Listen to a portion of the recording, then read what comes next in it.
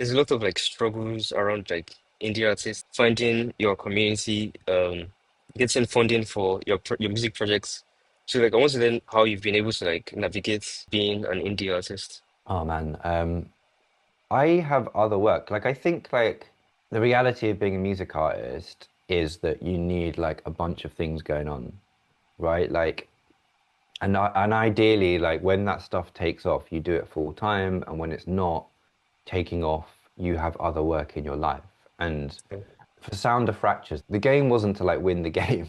The game was to stay in the game, right? Like the idea of the project was like I want to have a thing in my life that I can keep creating and I can keep growing.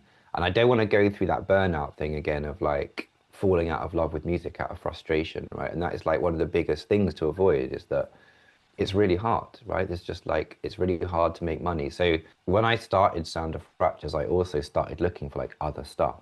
And I was invited to do some lecturing about making music and about developing and about world building. And I've kind of like nurtured that part of my life, even though at times I don't always want to do it, but it gives me like the longevity to keep the project going on my terms so that when someone comes along and says, oh, we're doing distro deals, we can give you $1,000 for 50% of your songs if you come to our distributor. That's just like not worth it. It's probably worth it to someone who's desperate for that money, but that's not you know, it just allowed me to kind of stay true to what I believe in. And I think if you're going to be an indie artist, I think you can curate the other opportunities you have around music if you're like really intentional about it. If you're just making music until you're so desperate that you have to take anything that comes along, then that can often end up in a trap where you're in a job that you hate or you don't have any time for music.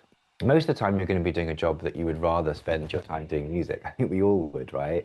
It's just that I guess like it sounds like the advice for an indie artist should be, oh, here's how you should release your music. Focus on fans, focus on chat groups, your fan funnel, you know, like building community. And I think those things are all true. But I think before that, weirdly, is like this thing of like how you set up your life, right? Like trying to find like a life balance that allows you to make music in an enjoyable way.